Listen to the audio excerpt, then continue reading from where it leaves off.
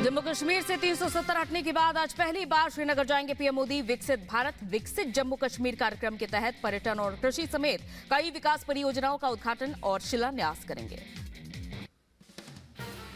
कश्मीर के इतिहास की सबसे बड़ी रैली आज श्रीनगर के बख्शी स्टेडियम में पीएम मोदी तकरीबन 2 लाख लोगों को संबोधित करेंगे। रैली को सफल बनाने के लिए बीजेपी ने अपनी पूरी ताकत लगाई।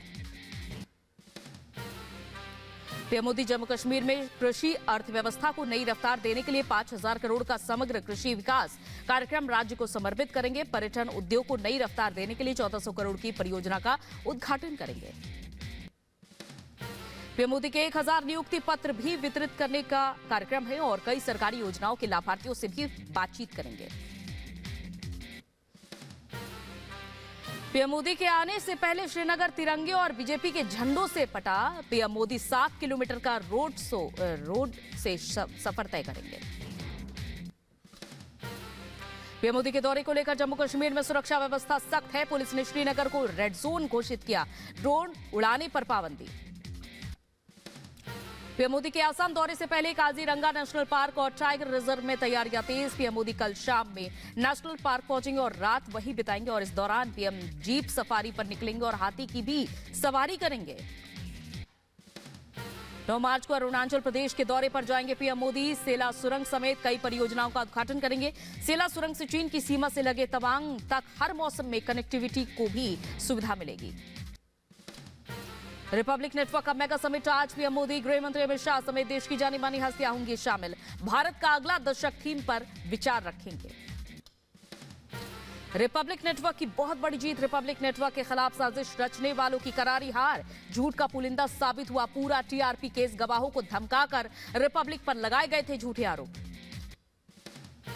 बिहार के बेतिया में पीएम मोदी ने लालू यादव पर किया बड़ा हमला। कहा, जंगल राज लाने वाला परिवार बिहार के युवाओं का गुनहगार।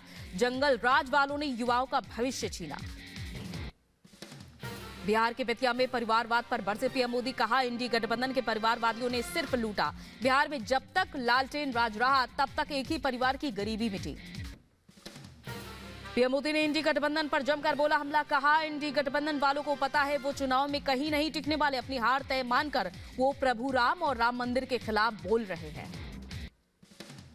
डीएमके सांसद ए राजा की विवादित टिप्पणी पर धीरेन्द्र शास्त्री का हमला। कहा, ऐसे लोग भारत के लिए जहर। इन लोगों को भारत में रहने का अधिकार नहीं। रावण के खानदान का है, इसकी बेटी मारी गई। ऐसे लोग भारत के लिए कैंसर जहर है। ऐसे लोग भारत के लिए शुगर रोग है। ऐसे लोगों को भारत में रहने का अधिकार नहीं है। दिल्ली बीजेपी मुख्यालय में महाराष्ट्र कोर ग्रुप की बैठक। आज लोकसभा चुनाव में महाराष्ट्र के उम्मीदवारों के नाम पर चर्चा होगी। दिल्ली में बीजेपी कोर ग्रुप की बैठक। गृह मंत्री अमित शाह की अगुवाई में ओडिशा और कर्नाटक कोर ग्रुप ने मीटिंग की। बीजेपी उम्मीदवारों की दूसरी लिस्ट पर चर्चा। 8 मार्च को हो सकती है बीजेपी केंद्रीय चुनाव समिति की बैठक। बीजेपी जारी कर सकती है लोकसभा उम्मीदवारों की दूसरी लिस्ट। केंद्रीय मंत्री गिरिराज सिंह ने लालू यादव पर जोरदार हमला किया। कहा, जो परिवारवादी वही लोग कर रहे हैं पीएम मोदी का विरोध। स्टालिन, ममता, लालू ये सारे लोग परिवारवाद के लिए ही लड़ रहे हैं। पीएम मोदी पर बयानों को लेकर राहुल गांधी को चुनाव आयोग की नसीहत। कहा, सोच समझकर तथ्यों के साथ बयान दे। दिल्ली हाईकोर्ट के एक आदेश के बाद जारी की एडवाइजरी।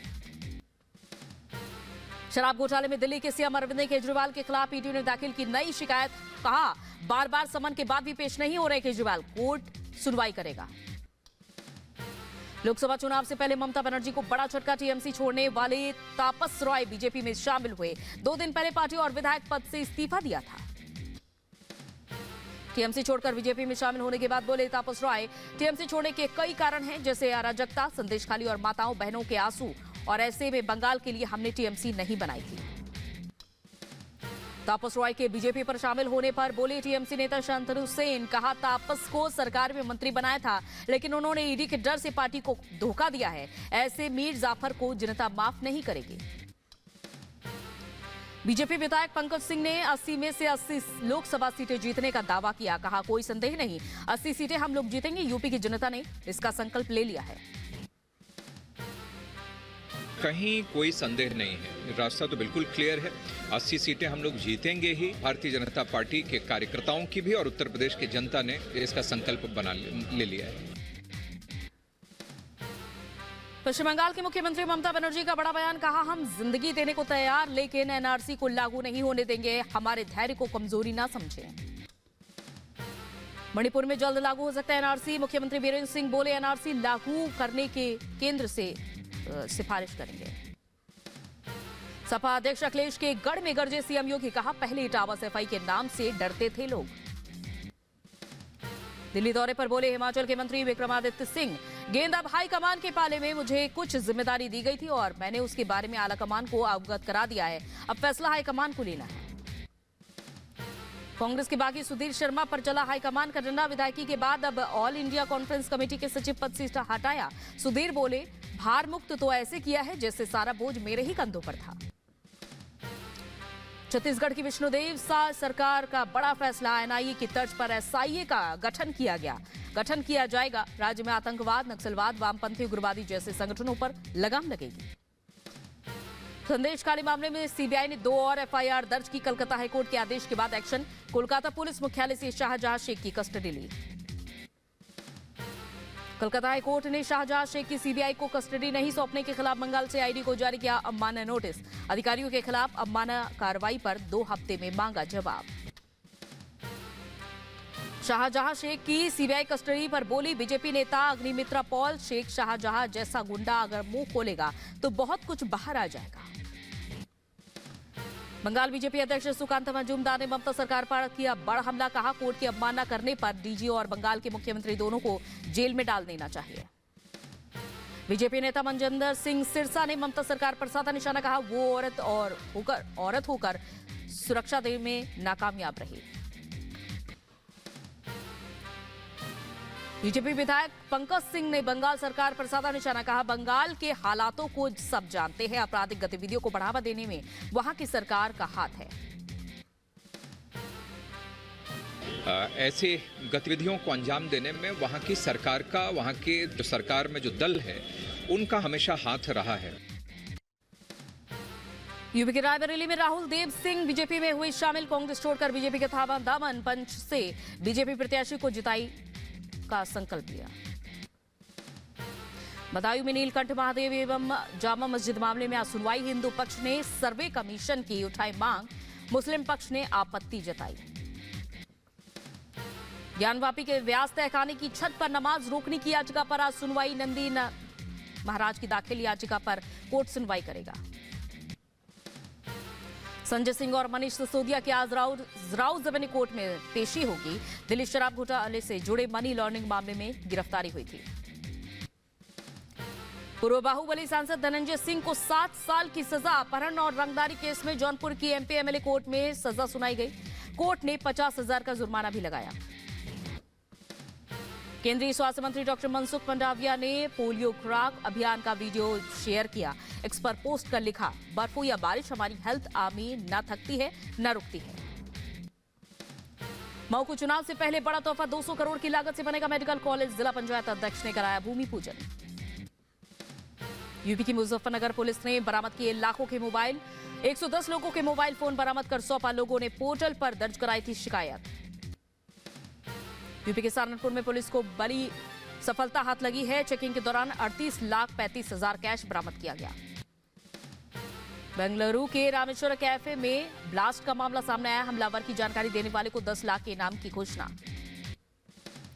यूपी पुलिस भर्ती पेपर लीक केस में यूपीएसटीएफ को मिली बड़ी कामयाबी, परीक्षा की दूसरी पाली का पेपर लीक करने वाले गिरोह के 6 सदस्य गिरफ्तार किए गए। राजस्थान पुलिस भर्ती परीक्षा के 14 आरोपियों को कोर्ट ने 6 दिन के रिमांड पर भेजा। पेशी के दौरान कोर्ट परिसर में घुसाई भीड़ ने आरोपियों को पीटा। राजस्थान पेपर लीक मामले में एक्शन एसओजी की टीम ने नकली एसआई को किया कोर्ट में पेश, वकीलों ने नकली एसआई की पिटाई की। बेंगलुरु के रामेश्वरम कैफे में ब्लास्ट मामले में एनआईए की जांच तेज, एनआईए ने धमाके आरोपी की जानकारी देने पर 10 लाख के इनाम की घोषणा की। हिंद महासागर में चीन की दादागिरी को चुनौती देने आ गया है आईएनएस जटायु। भारतीय नौसेना ने लक्षद्वीप के मिनिकॉय में नया नौसैनिक अड्डा बनाया। दिल्ली एनसीआर में घटे सीएनजी के दाम 2.5 रुपए प्रति लीटर हुई सस्ती। आज सुबह 6 बजे से नई दर होगी लागू। एनसीपीसीआर अध्यक्ष प्रियंका कानूनगो ने सहारनपुर पुलिस अधिकारी को जारी किया नोटिस, दारुल उल इस्लाम के विवादित सिलेबस पर मांगा जवाब। बॉलीवुड एक्ट्रेस जैकलीन फर्नांडिस की बिल्डिंग में लगी आग, बिल्डिंग में आग लगने का वीडियो वायरल, वीडियो में आग की लपटें निकलती हुई दिखाई दे रही हैं। एक्ट्रेस जैकलीन का घर 15वीं मंजिल पर है और ये आग 13वीं मंजिल पर लगी। फायर ब्रिगेड की टीम ने आग पर काबू पाया। महाराष्ट्र के ठाणे में लगी भीषण आग, कबाड़ खाने में आग लगने से अफरा तफरी। एर्नाकुलम के पिरावोम में बड़ा हादसा हुआ, निर्माणाधीन इमारत गिरने से मलबे में दबे 3 मजदूरों की मौत। यूपी के बदायूं में करंट की चपेट में आने से लाइनमैन की मौत, बिजली ट्रांसफार्मर पर काम करते समय करंट लगा। यूपी के आगरा में शादी समारोह के दौरान बैंड में करंट उतरने से हादसा हुआ, 3 लोगों की दर्दनाक मौत। यूपी के बहराइच में बाइक सवार को अज्ञात वाहन ने मारी टक्कर, हादसे में बाइक सवार की मौत। मध्य प्रदेश के गुना में ट्रेनिंग इंस्टीट्यूट का विमान हुआ क्रैश, इमरजेंसी लैंडिंग के दौरान एयर स्ट्रिप पर फिसला विमान। यूपी के बदायूं में संदिग्ध हालात में एम्बुलेंस में लगी भीषण आग, 6 जर्जर एम्बुलेंस में लगी आग। यूपी के अंबेडकर नगर में धू कर जला ट्रांसफार्मर, पास में खड़े लोग बाल बाल बचे। गुजरात के आनंद में एक गोडाउन में लगी जबरदस्त आग, मशक्कत के बाद आग पर काबू पाया गया। यूपी के बहराइच में नदी में डूबने से युवक की मौत, बैंक में पैसा निकालने जा रहा था युवक, सुबह चिंगरा घाट के पास शव मिलने से हड़कंप। यूपी के बदायूं में चोरों के हौसले बुलंद, कपड़े और ज्वेलरी की दुकान में लूट को अंजाम दिया, वारदात सीसीटीवी में हुई कैद। यूपी के लखीमपुर खीरी में दिन दहाड़े चोरी की वारदात, व्यापारी का गुल्लक लेकर चोर हुआ फरार। यूपी के झांसी में पिटबुल ने स्ट्रीट डॉग की जान ली, लोगों में दहशत का माहौल, पिटबुल मालिक के खिलाफ कार्रवाई की मांग। यूपी के शाहजहांपुर में पुलिस और एसओजी की टीम की बड़ी कार्रवाई, 2 करोड़ की अफीम के साथ तस्कर को गिरफ्तार किया गया। यूपी के शाहजहांपुर में चेकिंग के दौरान पुलिस को सफलता हाथ लगी, अफीम के साथ 2 तस्कर गिरफ्तार हुए। यूपी के बुलंदशहर पुलिस ने अवैध शराब की खेप को बरामद किया, हरियाणा से बुलंदशहर लाई गई 110 पेटी शराब जब्त। यूपी के बदायूं में पुलिस ने 5 आरोपियों को गिरफ्तार किया, अलग अलग मामले में सभी चल रहे थे फरार। यूपी के बहराइच में पुलिस ने 3 गांजा तस्करों को गिरफ्तार किया, तलाशी के दौरान 15 किलो गांजा बरामद। यूपी के बहराइच में बेटे ने बूढ़ी मां को किया घर से बाहर, पीड़ित बुजुर्ग ने जिलाधिकारी से लगाई न्याय की गुहार। हरियाणा के पंचकुला में रिटायर्ड कर्नल के घर में घुसकर हमला, 3 बदमाशों ने कर्नल, उनकी पत्नी और नौकरानी पर जानलेवा हमला किया। मुंबई एयरपोर्ट पर कस्टम विभाग की टीम को बड़ी कामयाबी, मस्कट से मुंबई आए यात्री से 466 ग्राम सोना बरामद हुआ। यूपी के गाजीपुर में शव वाहन से वसूली मामले में बिरनो अध्यक्ष थाना अध्यक्ष निलंबित हुए, जांच बिठाई गई।